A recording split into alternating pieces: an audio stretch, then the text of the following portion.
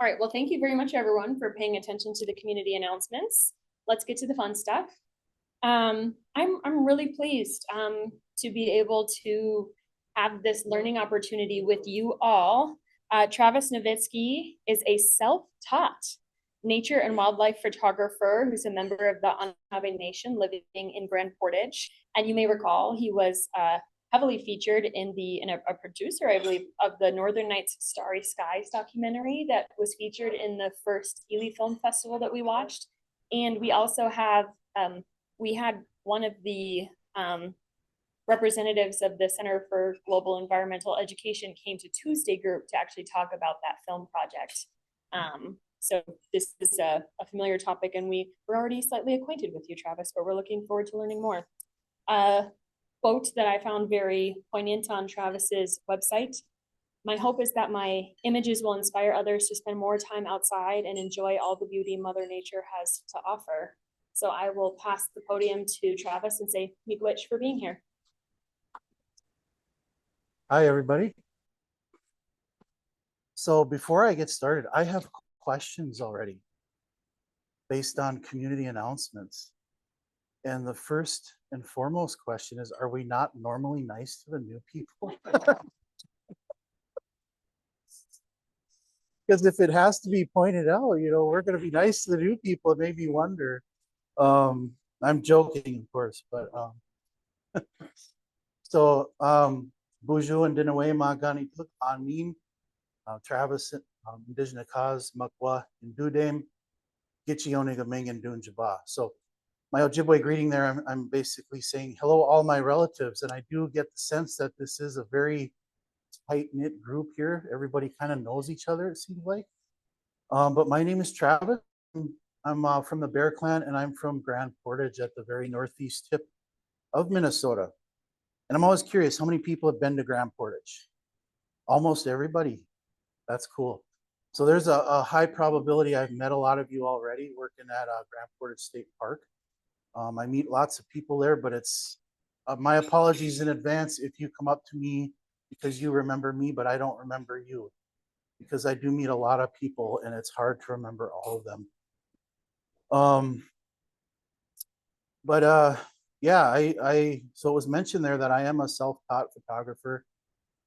I have read a lot of books about photography, but don't have any formal education or formal training as a photographer. So it's all been just through reading and through trial and error, of course, with various cameras over the years.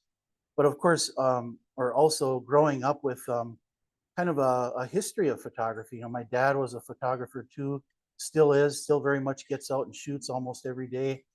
But a lot of what I learned came from him, and I think more than anything was what I picked up from him was a good eye for composition, because he really had that, and it came naturally to him. And I just think through absorbing his knowledge, it kind of comes naturally to me too. But I've been photographing now the Northwoods of Minnesota, Lake Superior region for over 30 years already.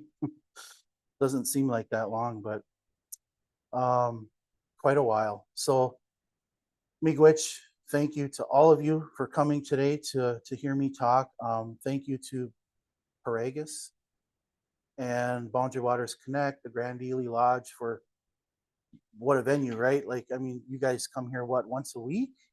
So you get this great view every week to have lunch to and visit with each other. I'm honored to be a part of that tradition now. And of course, thank you to everybody at Minnesota Historical Society Press for supporting my work and publishing this beautiful, I think we can still call it a new book because it'll be out for just a year in November now. But it took a long time for it to come to fruition. So Anne Regan, who was an editor at the press for, I think, like 45-ish years, she just recently retired.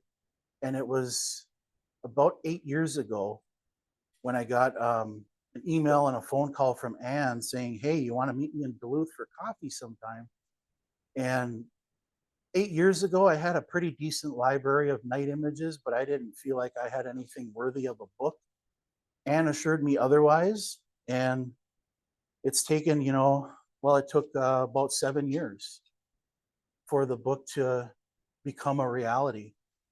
And of course, in Ojibwe culture, 7 is a very prominent number. I don't think that's a mistake that it took 7 years. We've got 7 directions, 7 primary clans, lots of associations with 7, the number 7. And of course, the other recent big project featuring my photography, which was released in November of 2022, is Northern Night Starry Skies. How many here have seen that? Yeah, about half. So that's really, really good. Thank you for checking it out. If you haven't seen it, you can go on YouTube and type in that title, Northern Night Starry Skies, to find it. You can also find it linked via my website. But as Lacey mentioned, I was featured prominently in it, but I was also one of the producers, and I narrated it. So it was a very involved project from my end, kind of a labor of love. So let's see. So the image that we've been looking at here, of course, is the cover for the book, which is a collaborative effort with Annette S. And for those not familiar with Annette, she is an award-winning visual artist, a science communicator, and civic engagement leader who leads transformation work with Indigenous communities worldwide. She's been working at the intersection of science, art, and culture for a lifetime, and she continues this work as the executive director of Native Skywatchers and as a self-employed visual artist. It was really an honor working with Annette. And throughout the process of the book, coming to be, I really, really learned, like cannot understate or cannot emphasize enough how much I learned from her. And that's something that I'm eternally grateful for. I owe some immense thanks to Annette for dedicating her time and knowledge in crafting the vast majority of the text for the book. So I have some text in there as well. If you've already seen it, there's these sections called photographer's notes that are kind of my stories and observations of specific like aurora events or specific nights that I was out experiencing the Milky Way and what I was thinking about, what I witnessed that night. So in the book, Annette and I both write of the wonders of starbathing, sitting quietly under the stars, knowing that humans have always done this, and knowing that we literally come from the stars. So if I can figure out, there we go. Few experiences bring us such feelings of joy, curiosity, and excitement as gazing upward on a dark night sky. Instinctively, we seem to know that the same sky has shone down on us, on all humanity for all time. The sky defines our humanness and connects us through the millennia to people past, present, and future. We truly share one sky. And the text from this book weaves together fascinating narratives from 3 worldviews: scientific, cultural, and personal. In our human relationship to the night sky, with special attention to the aurora borealis, or of course, as we all know, the northern lights. And embedded throughout the book is something known as the foundational teaching of two-eyed seeing, as discussed by Mi'kmaq elders Merdana and Albert Marshall. Two-eyed seeing is learning to see from one eye with the strengths and knowledges of the indigenous knowledges and ways of knowing, and from the other eye with the strengths of Western knowledges and ways of knowing, and to use both of these eyes for the benefit of all.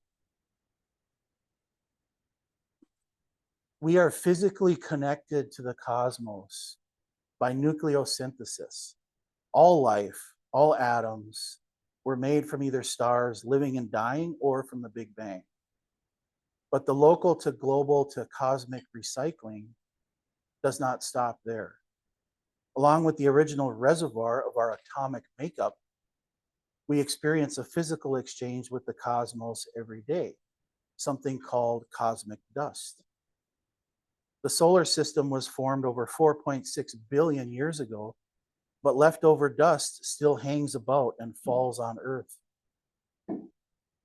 And this constant rain of cosmic dust adds up to somewhere between 13,000 and 40,000 metric tons of material each year, depending on how much is lost as it burns up in our atmosphere. When it comes to being outside, at the atomic level at least, it's raining stardust every night and every day, even when it's cloudy. And I'm going to jump out of the script for a second here and say, does anybody know how I made this image? No? So this, huh? It's a long shutter speed for sure. So most of the Milky Way shots are typically 20 to 30 seconds long. But with this one, so the lens I use the most at night is 14 to 24 millimeter. And I started off a 30-second exposure with the lens set at 14 millimeter. And for the first 15 seconds, I let it record at that focal length. And then for the second set of 15 seconds to make that 30 total, I grabbed the zoom ring and very slowly and as steadily as I could just turned it and tried to time it to end at 24 when I hit that 30-second mark. And that's the result. I think it goes along pretty well with the whole concept of or idea of cosmic dust and making it feel like the stars are, that cosmic dust is raining down on us. And understanding something about the aurora, something about the fragility and the power of the night sky can deepen our appreciation and our amazement. And with two-eyed seeing, then, we offer these images of the aurora and the night sky, along with stories told by Western science. Some of the stories and teachings told by several indigenous peoples, and the stories told by the book's authors. And we hope that they inspire you to join us as witnesses and protectors. And of course, I should have maybe prefaced this, that all of these photos are photos that I made. But through centuries of theorizing, observation, measurement, and experimentation, Western scientists have developed an understanding of the cause of the northern lights. The aurora occurs when charged particles from the sun arrive at Earth. Most of the particles are deflected by Earth's magnetic field, but some do get through. And these newly arrived electrons are not able to travel in a straight line down to the surface of the Earth. Instead, they must follow a circling spiral path along the magnetic field lines, which are clustered towards Earth's north and south poles. And eventually they collide with the gas particles of our upper atmosphere. Such high energy collisions cause the electrons in the atmospheric oxygen and nitrogen to become excited or ionized, and eventually the energy is released in the form of light. Some of the light from this incredible micro-macro solar terrestrial exchange is at the right wavelength that our human eye can detect it. And of course, what we see is the beautiful aurora. Did anybody get out and see the aurora with the full moon last week? Maybe 2 or 3. What did you think? Was it hard to see because of the moonlight? But you could still see it? Yeah. So of course, the best nights to go out are the darkest nights where we don't have full moon. But luckily up here where we live in northern Minnesota, our night sky in a lot of areas is, really quite free of light pollution. So even if we lived like in the middle of Duluth and we had the city lights and the full moon, forget it. You're probably not going to see it, but maybe out here. So the light from the sun, traveling at 183,000 miles per second, takes about 8.3 minutes to make the 93 million mile journey to Earth. And at any given time, Earth is also connected to the sun by a steady stream of charged particles or plasma. The sun's magnetic field is constantly carrying this stream of plasma from the outer atmosphere of the sun into the solar system at about 1,000,000 miles per hour. And roughly every 11 years, as part of the solar cycle, the activity on the sun increases to solar maximum. The cycle is correlated with the number of dark spots on the sun, areas of dense magnetic activity that result in a strong magnetic field pointed outward from the sun's surface.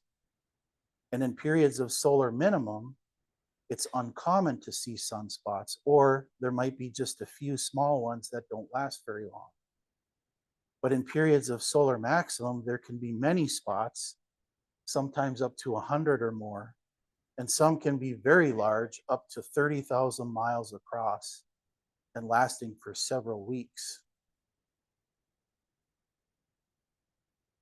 Although the exact details of this Sun-Earth aurora relationship are still an active area of research, one pattern has emerged.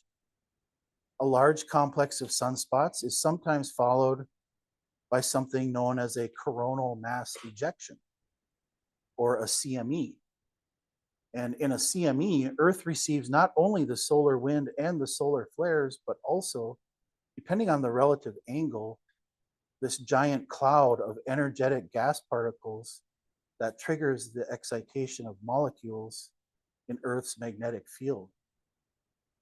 And then it, of course, causes, a geomagnetic storm and the aurora. And today there are still a lot of unanswered questions about this solar terrestrial relationship, but the basic idea is that an active sun means more sunspots, more CMEs, and more intense auroras on Earth, which we've seen quite a bit of in the last year. There have been several really strong, memorable events. There was one, was it May? Do you remember the date? Was it May like 10th or something? I was down in Arizona, but I saw them there, and even down there, they filled 60 to 70% of the sky. It was pretty incredible. Probably the largest storm I've ever witnessed, or the strongest storm. Auroras and their associated colors are linked to energy and altitude.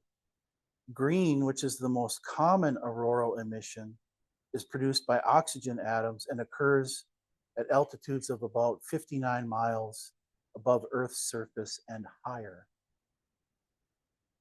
Purple, caused by molecular nitrogen, most often occurs at the bottom edge of the green line. The reds occur at higher altitudes of 120 miles or more and are also caused by the oxygen atom.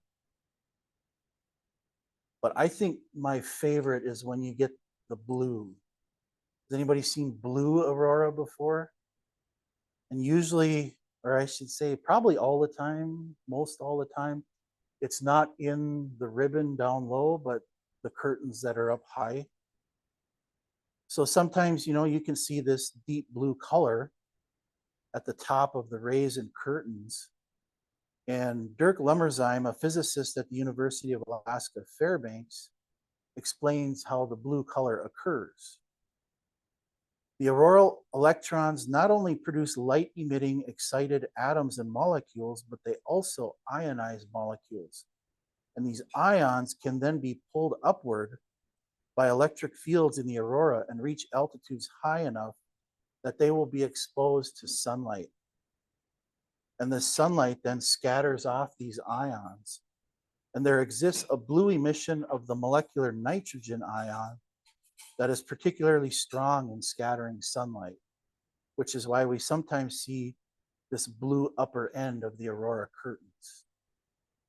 That's just fascinating me to think that, we're looking at something that's so high up that the sun, coming around Earth hits that, and we see it in the form of this blue light.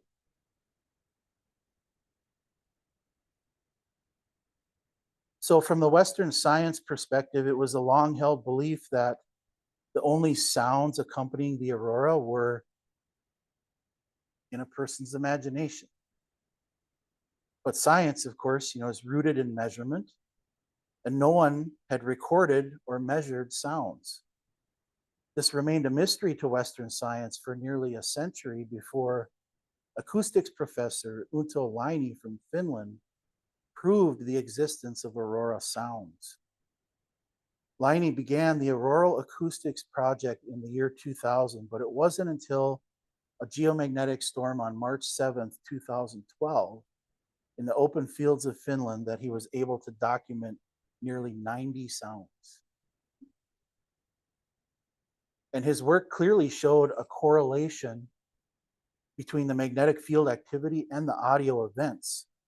He captured short claps, crackling noises, and loud bursts.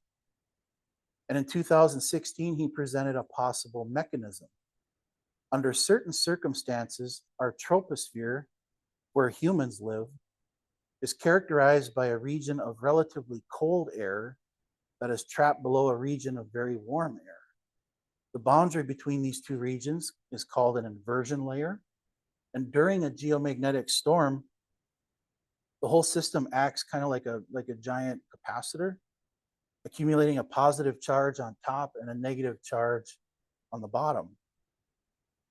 And during a discharge of the energy, crackling, or slapping sounds are produced. And in 2021, Laine noted, there is no doubt that the so-called aurora sounds have been recorded many times now, and that they are made by electric discharging processes in the temperature inversion layer. The solar wind variations are behind both phenomena, visual and auditory. And I always think of, I'm sure everyone has experienced this, when you're driving up and down the North Shore on Highway 61, and sometimes it's like 80 degrees, you come around a corner and all of a sudden it's 55, and reverse, and all of a sudden your windshield just goes floom. And you can't see anything because it's all fogged up, right? So I think that temperature inversion layer with the aurora sounds, it just reminds me of it every time that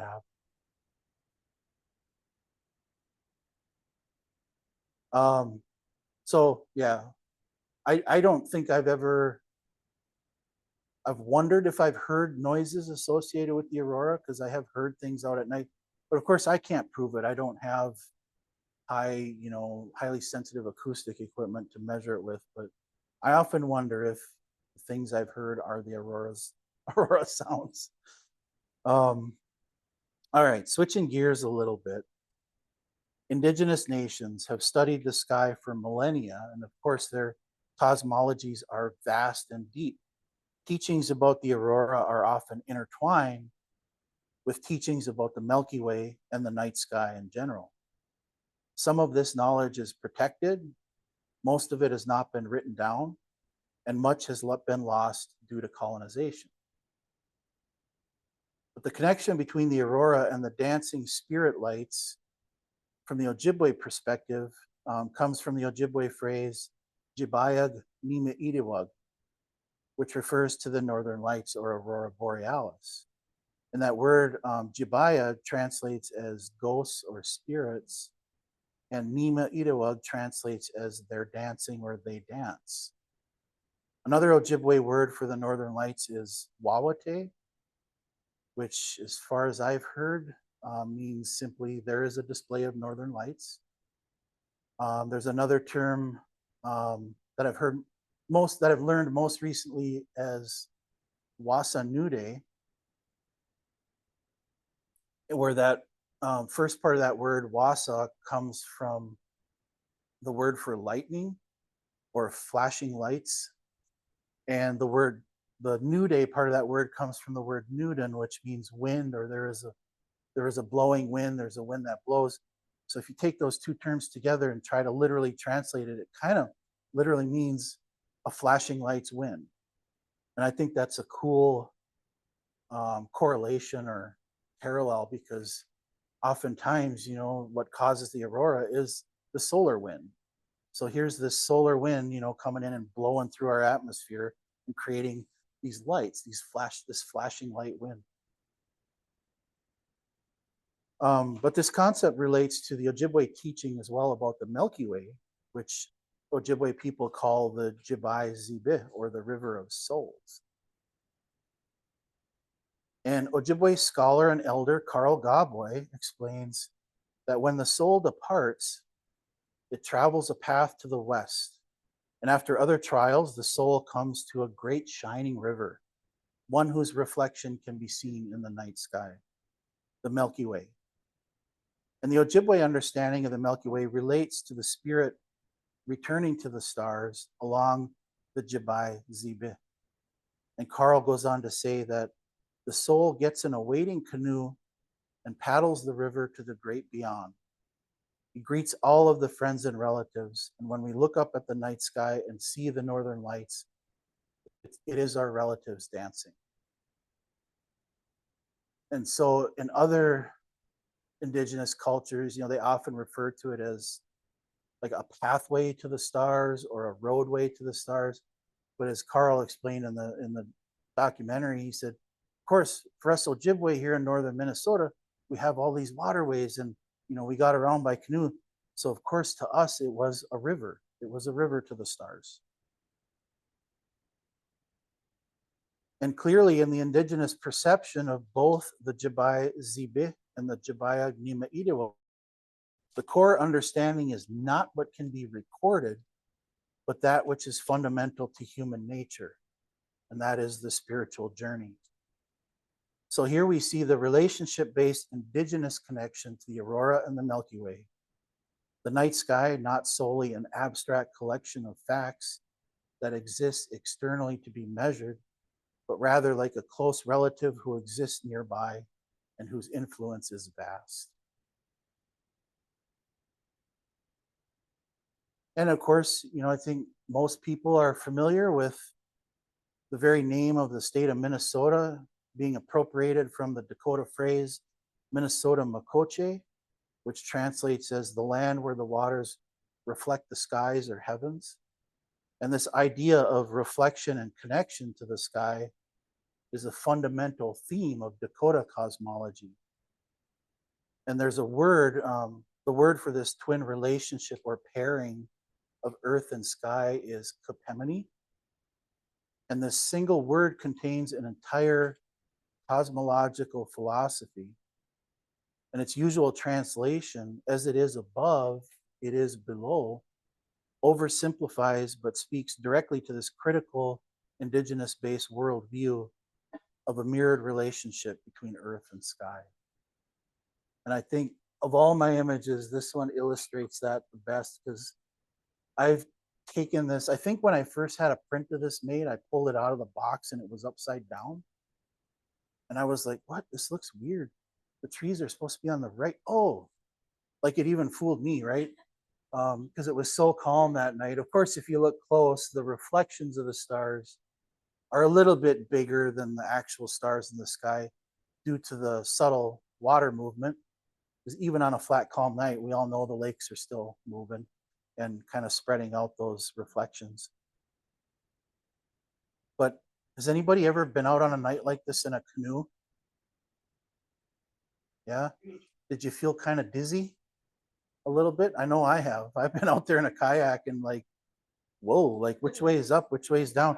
Because you feel like you don't feel like you're on the surface of the lake. You kind of feel like you're floating out there in the stars, and like it's disorienting, but also incredibly cool.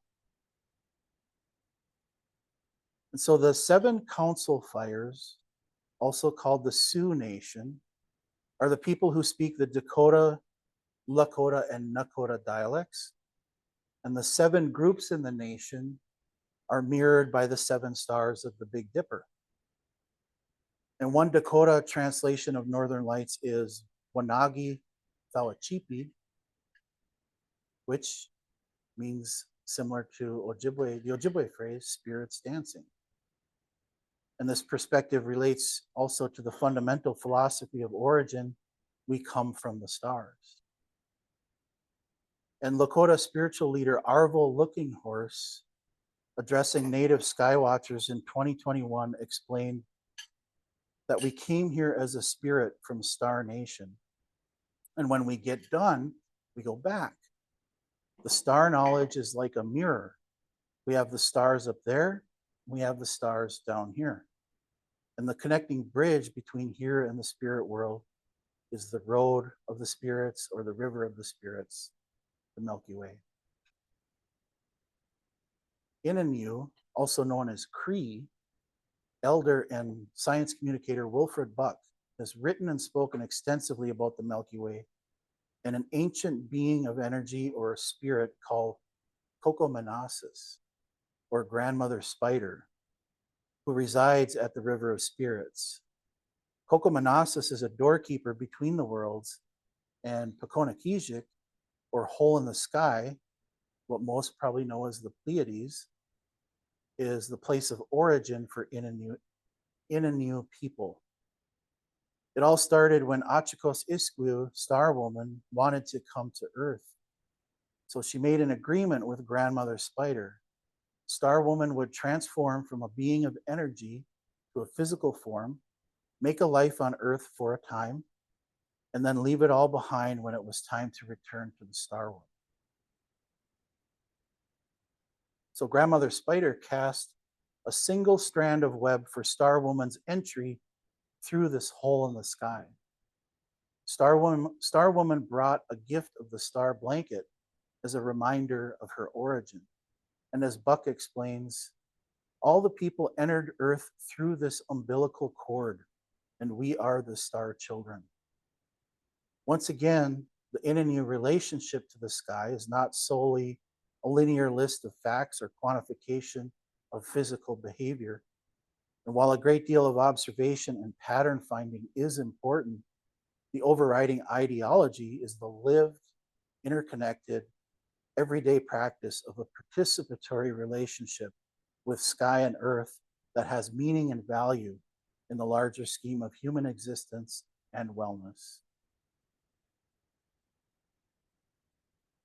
The Dene people who live in the northwest reaches of Turtle Island, or North America, hold a vast depth of knowledge and practice regarding the relationship to the Northern Lights. There are at least 28 different linguistic and cultural groups spanning the area from Alaska to Hudson Bay, Canada.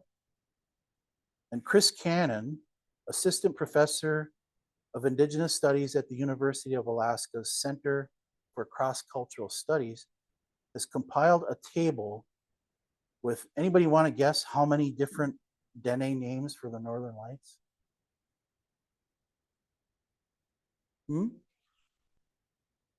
Optimistic, I like it. 83, she says, well, 42. Yeah, so, I've heard of 5 or 6 maybe terms that Ojibwe have. And of course, Ojibwe, we're in Michigan, Wisconsin, northern Minnesota, throughout Ontario, pretty far north where we see Northern Lights quite a bit. But the Dene people are so much farther north. They see them all the time. And the more they see them, the more familiarity, the more ways they relate to the culture. But still, like 42 names, that's a lot. So several key Dene concepts about the Northern Lights. Of course, we might guess they relate to caribou, of course, sounds, smells, and again, dancing spirits. Like the Ojibwe and Dakota nations, the Dene also understand and know the Northern Lights as ancestors who have passed on. And the caribou on the ground are related to the Northern Lights in the sky. And this pairing is seen on several levels. First, the rubbing of the fur of a reindeer creates sparks. An electrostatic charge is generated when caribou brush against each other as herds move in the dry cold of northern Canada. And the Dene understand that where the Northern Lights are seen in the sky, there's often a large herd of caribou moving below. But even more, they teach that when people make certain sounds, the Northern Lights, as if it is a wild animal, will either be curious and come closer, or be scared and go away. And the familiar sounds that draw in the lights are whistling and a kind of clicking or flicking of fingernails to mimic the clicking of caribou hooves. The aurora also make a sound like that of a caribou herd moving together. And that's kind of what I pretty sure that I've heard. I've heard like this kind of, and that there is an account. I think the person's name was Chant, but you can Google this. There is a paper from the late 1800s, early 1900s, I think, where this person Chant went around and interviewed all kinds of people. And one of the most common things that was reported was hearing the sound of something like silk sheets rubbing together. Like if you hold them up and rub them together, just this soft, kind of gentle rubbing sound. And that's the sound that I'm pretty sure I've heard, but again, I can't quantify it. So, but Yellowknives, Dene Elder Madeline Bulio explained that regarding the sounds, that it's just like it, being the Northern Lights, roams around looking for noise. And as soon as it hears something, it goes in that direction and it hovers around as if investigating. And clapping is one sound that will deter the Northern Lights from coming down too close. Yellowknives Dene Elder Fred Sangris mentions all of these qualities. The Northern Lights, too, they play a big part of our life here. I used to experience them a lot in my younger days when I traveled north. And because the dogs are huffing and puffing and the tracks are making a lot of noise, Northern Lights, sometimes they come right down to you. And the whole forest and the whole area will be just bright, especially further north, closer to the tundra. And you can almost smell it. You know, it has that odor, that smell. And that's what we use. And people will whistle. I have people, young people, traveling with me whistling, you know, trying to make that come down. But I don't like it. I tell them not to whistle. So what we do, we clap our hands, and now they're going back up again. So we use the whistle and the clapping, but it's attracted by something from the sled dogs or by noise, especially if there's thousands of caribou in that forest on the hill. There'll be Northern Lights just bright right above them. So when we go hunting in the olden days, we watch for Northern Lights where it's brightest on that hill or over in that countryside. And then we know that there's thousands of caribou in there because all that noise and movement kind of attracts the lights right to it. All the animals are together. And sometimes if you pay attention to the caribou, I can tell you that there's some kind of light on caribou too from the hair at night. It's amazing, but not a lot of people, not a lot of biologists and not a lot of people see that. You got to be right there with the herds in the forest and you'll see it too, especially when they're all together moving. So clearly the Northern Dene are experts when it comes to that lived knowledge, the indigenous knowledge of the aurora borealis.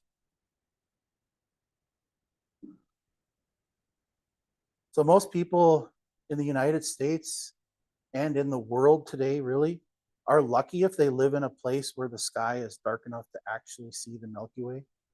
We all share kind of this responsibility for ensuring the preservation of night sky areas, areas clear of artificial lights.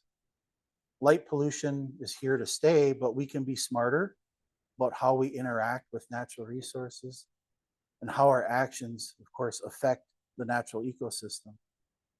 And this mindful responsibility not only preserves our ability to view the stars and the celestial phenomena, but it's also an important component of health for humans and other organisms in the ecosystem. In other words, the dark skies are part of our human legacy. And the very rhythm of life depends on this day and night cycle. So in closing for today, for millennia, humans have gazed at the night sky in awe and wonder. Western science provides fascinating insights into the physics of what we witness. Indigenous knowledge asserts powerful human connections to the stars and the Northern Lights. And our own quiet observation strengthens and deepens our relationship to the sky. And with careful attention, we can feel our connection to generations past who have shared these emotions and curiosity. And we can recognize our connection to future generations and our responsibility for preserving this experience for them. And so with that, I say miigwech again. Thank you for listening and maybe learning a thing or two. Yeah, that's it.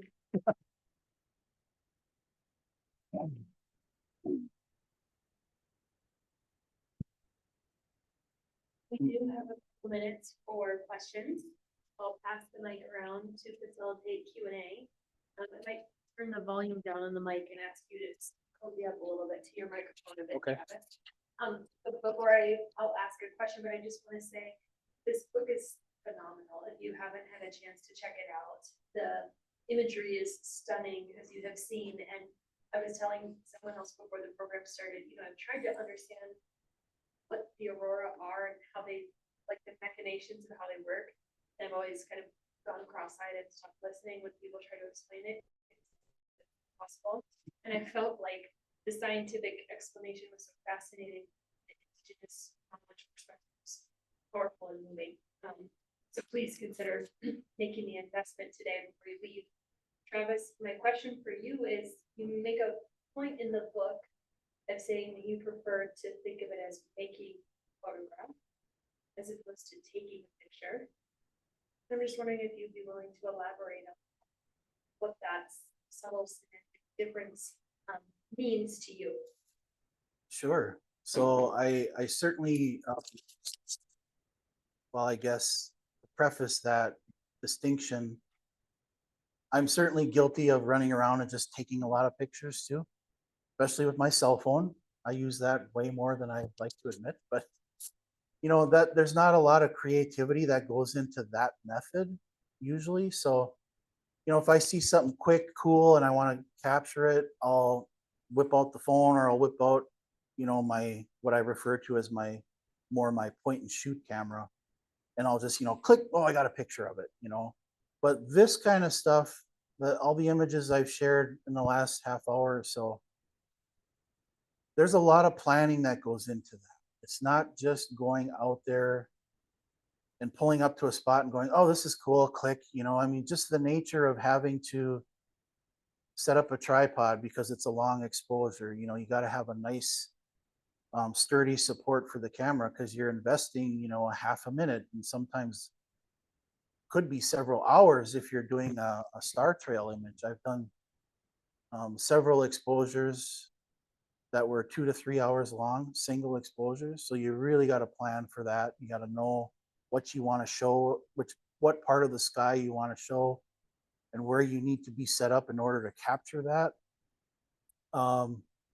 But same thing with all of the Northern Lights photos. You know, I'm always in this perpetual state of kind of looking for future locations that I want to photograph.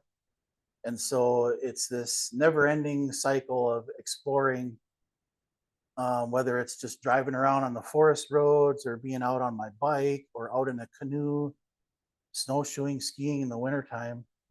Another thing I'm always looking for is cool trees. So when I'm out exploring and I find these locations, or like maple trees in particular, I love maple tree profiles when the leaves are all gone. And I've been told I have a knack for finding them. But I think that's just because I spend so much time out wandering around. You know, the more time you spend outside, the more you're going to see. But there's sometimes years invested in the process of getting a final image. And that's, you know, this kind of history of making a shot versus just going out and taking it right in that moment. But so I do both, but I get a lot more out of making photographs than taking pictures. That's yeah. What's that? Yeah, I think so. She said that's the art of it. So thank you. I have another question. You also elaborate, a theme in your comments in the photographer's notes throughout the book you're referring to truly getting immersed in an experience and really being out there in the present moment. It's something I could do a little bit more of and maybe struggle to do sometimes. I'm just interested to hear you say, you know, what's the benefit of that to you, and how have you come to appreciate when you're able to really be immersed in the quiet moment on the water or gazing on the stars?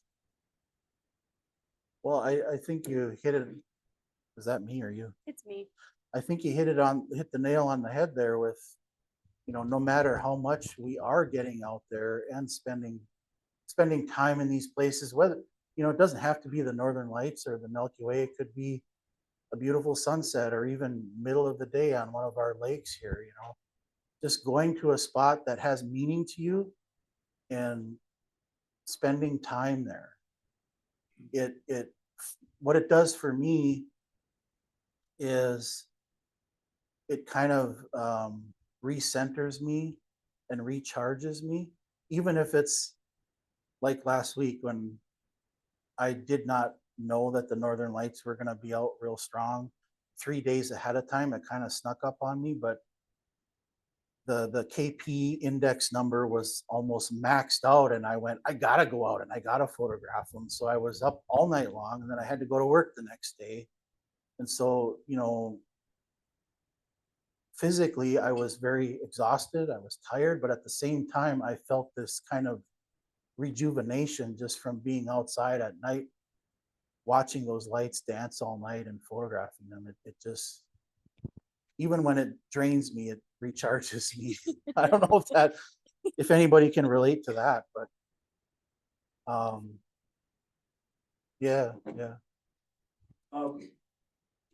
It's been some nice looking at the auroras and whatnot, but when you plan a picture, you kind of want to know where things are. You can look up when the moon is rising.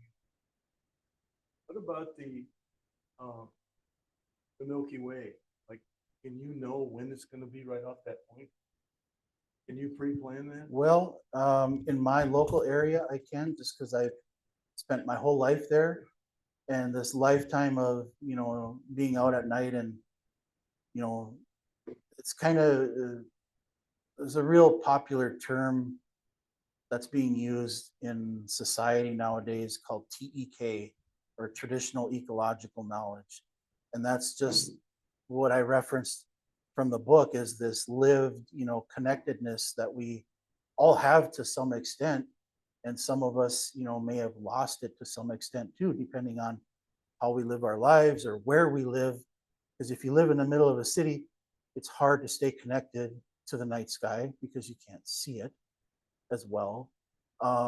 But yeah, like up in Grand Portage, you know, I know the general, I can pretty much go anywhere and be there at noon and go, okay, I know the Milky Way is going to come up over there in May or over here in August, just because I have that familiarity with that area. I wonder if my phone's causing. Oh, okay. This is the microphone.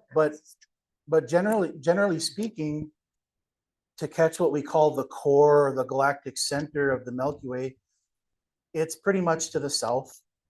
It could be southeast, southwest a little bit, depending on the season. It's a little more southeast, east, southeast in like March, but come August, September, it'll be a little more west, southwest. And also in the spring, when it first comes up, it's going to be like 3 o'clock in the morning. So you really only get like a couple of hours to really see it before sunrise. Whereas this time of year, when it's new moon, so the moon is dark, you go out and you'll see the Milky Way right away, and it'll be sticking straight up in the sky.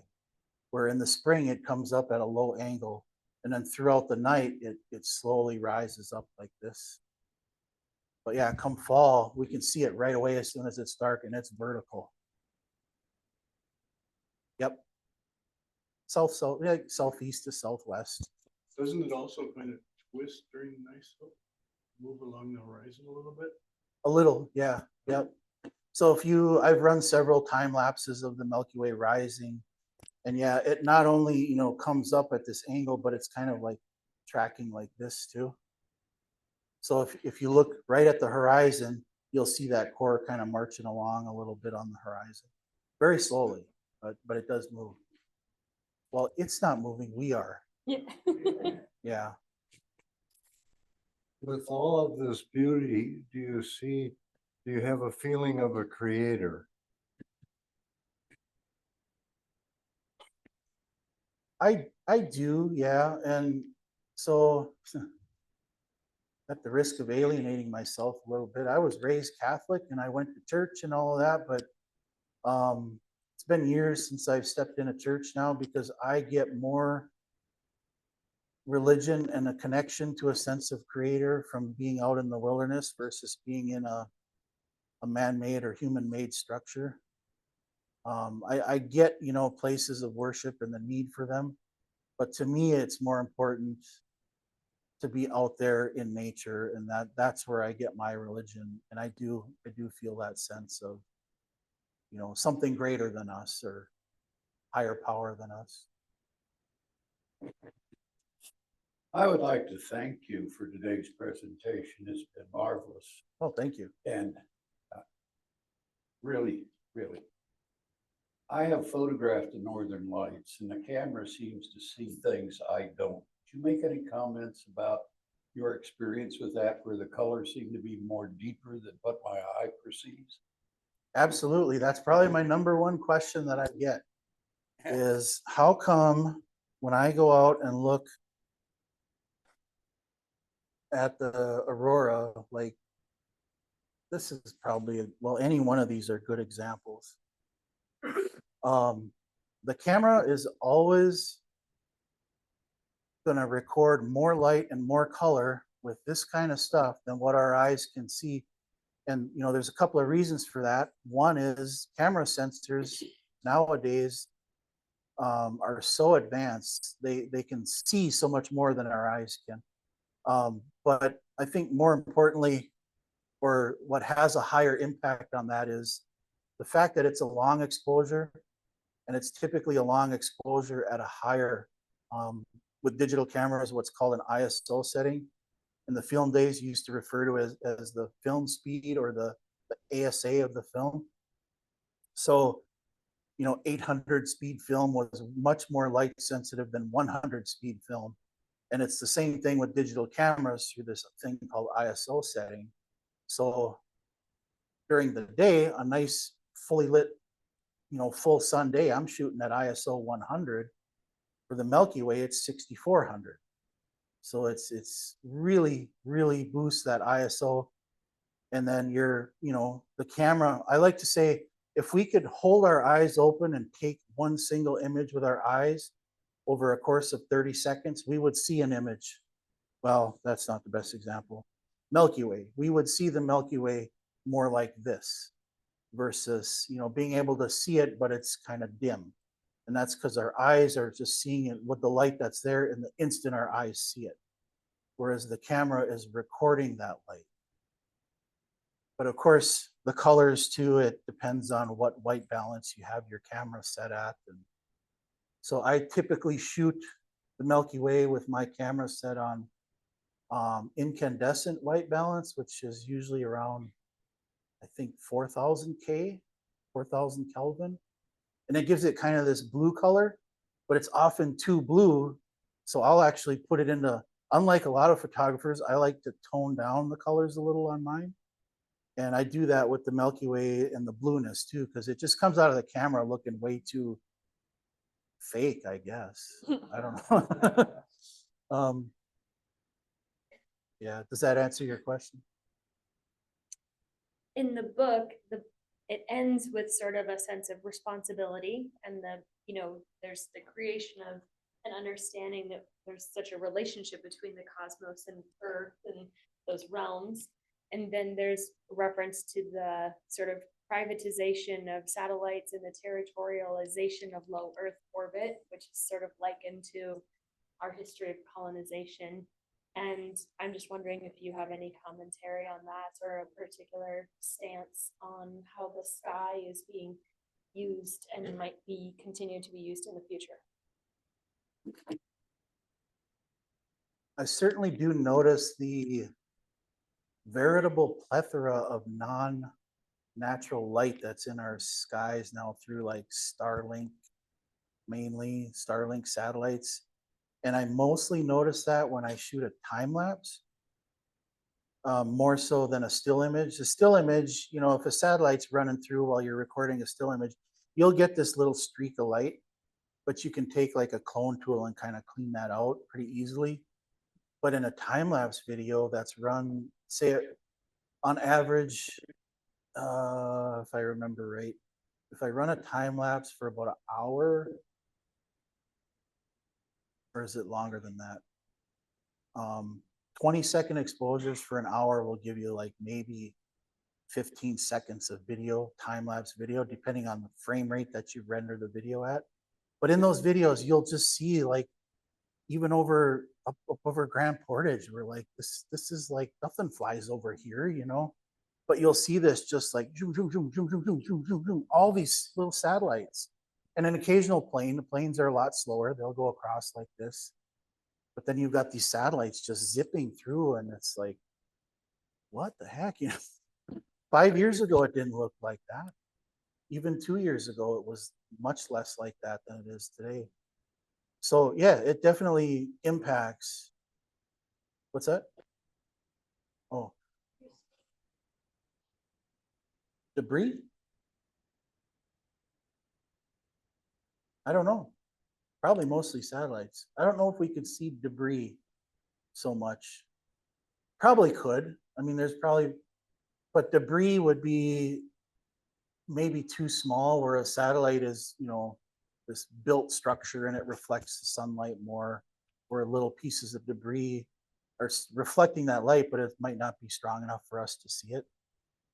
I'm just guessing there, but Before we do our last question, I'll just give this group a heads up that next week's Tuesday group program will be author Pete Caro discussing his book Mindscapes, and Jordan will be back with copies of the book then as well.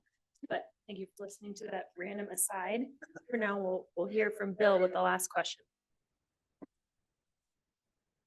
So maybe answer this in the last couple of questions, but I guess it had to do with what your target or movement is in degree of editing the picture. When you talk about the eruption of satellites and other things, but also kind of toning the light level or color to a point that what is your target? Is it kind of what we naturally see, or I guess I don't know what else. yeah, no, fair question. My goal is to, as much as I can, edit the images to what my memory is of what they look like to me when I'm there, but also balancing that with making the best print possible. Because if we truly edited the image to what our eyes see in that moment, it would be a really dark print. You know, you wouldn't see the Milky Way all as vivid and as sharp. You know, it would be dulled out. It would be, you know, you'd kind of, if you saw the print across the room, you might be like, what is that? And it just looks like something smudged out. You'd have to go look at it real close. But that's a really deep question potentially, because we get into the whole argument of, you know, what is real? And of course, anytime you click a shutter on a camera, you could argue that it's not really reality. It's what the camera sees, not what our eyes see. And our eyes don't see the same way that camera lenses do, especially when you get into all these varying focal lengths of lenses. And also in terms of, well, even daytime, but nighttime especially, everybody sees color differently. So the colors that are there to me might not be there to you or to the person next to you. And maybe the person to your right like doesn't see color at all. They just see like whites and blacks or shades of gray, you know. So it's hard because they do run into people saying, well, that's not I think every photographer does, that's not real. How do you justify what you're trying to portray?